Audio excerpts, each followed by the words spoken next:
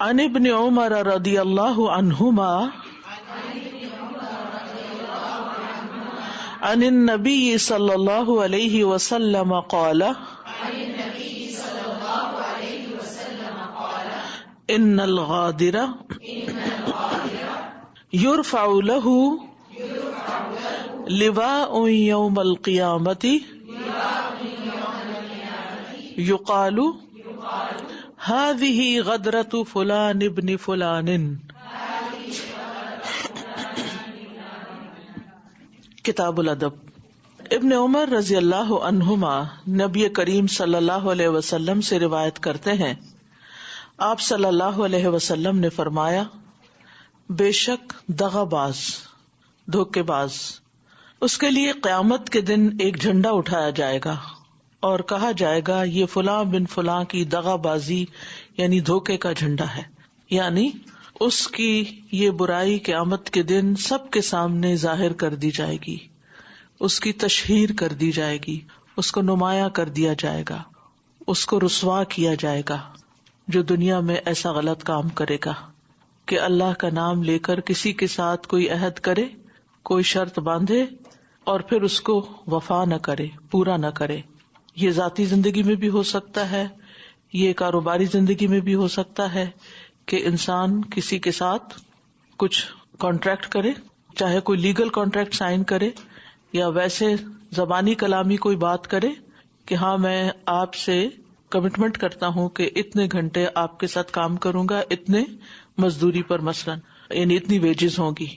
تو اب اس میں سے دونوں جو معاہد ہیں یا دو طرف ہیں، دو فریق ہیں، تو اگر مزدوری دینے والا مزدوری کم دیتا ہے اور دھوکہ دیتا ہے اور جو کانٹریکٹ میں سائن کیا تھا اس کے مطابق کام نہیں کرتا، یا پھر جو کمٹمنٹ کرنے والا ہے وہ اپنی کمٹمنٹ پوری نہیں کرتا، وعدہ خلافی کرتا ہے، تو یہ اس میں آ جاتا ہے. یہ ایک چھوٹی سی مثال ہے.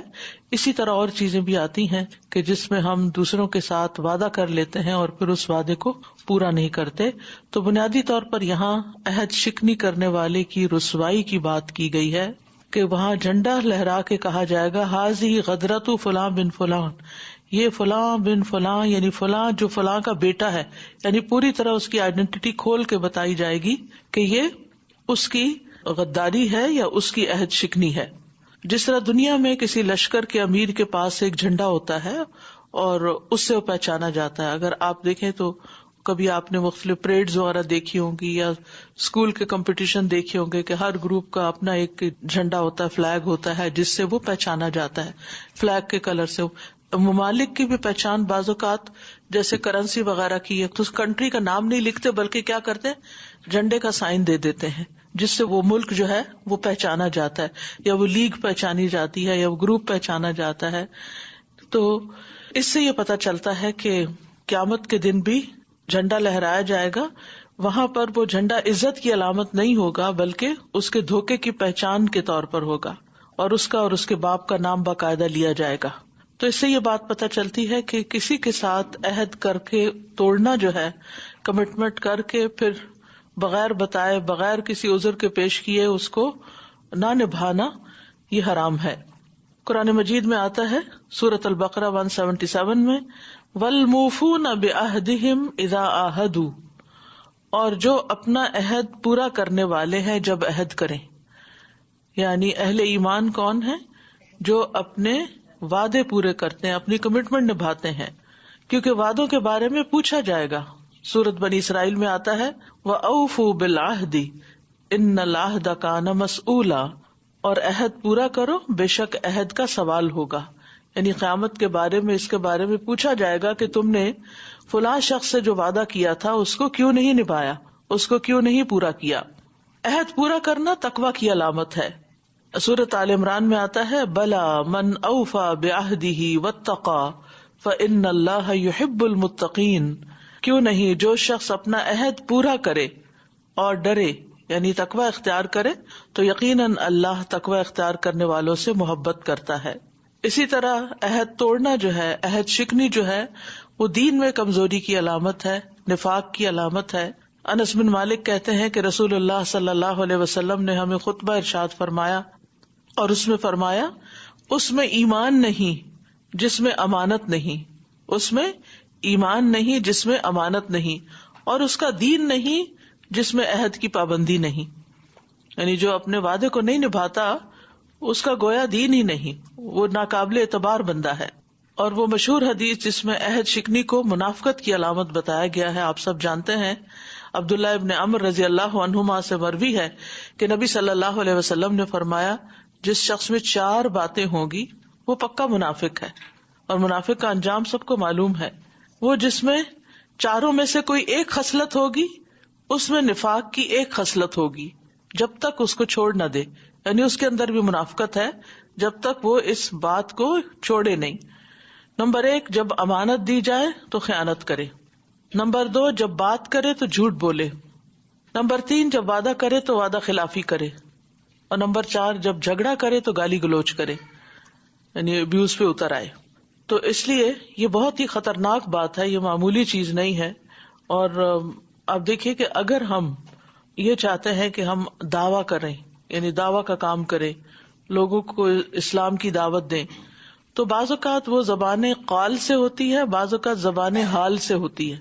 زبان قال سے کیا ہوتی ہے کہ آپ منہ سے بول کے کسی کو کہیں کہ آپ یہ کام کریں، لا الہ الا اللہ پڑھ لیں، یا یہ دین کی طرف آ جائیں، یا یہ سیکھ لیں. اور ایک ہوتا ہے زبان عمل، زبان حال جس کو کہتے ہیں، کہ انسان اپنے عمل سے ثابت کرے کہ وہ ایک دیندار شخص ہے. اور دیندار شخص کون ہوتا ہے؟ جو اپنے وعدے نبھاتا ہے، جو اپنے وعدے پورے کرتا ہے. اور وعدہ جو پورا نہ کرے اس کا کوئی اعتبار نہیں ہوتا. اور اسی لیے لوگوں کے درمیان جو ریلیشن شپ ہے وہ بگڑ جاتے ہیں وعدے پورے نہ کرنے کی وجہ سے. عبد الرحمن بن ابزہ کہتے ہیں کہ داود نے روایت کیا کہ جب تم اپنے ساتھی سے وعدہ کرو تو جو وعدہ کرو پورا کرو، اگر ایسا نہیں کرو گے تو تمہارے اور اس کے درمیان عداوت ڈال دی جائے گی. یعنی اگر تم کسی سے وعدہ کرتے ہو اور اس کو پورا نہیں کرتے تو آپس میں دشمنی پیدا ہو جائے گی، نفرت پیدا ہو جائے گی.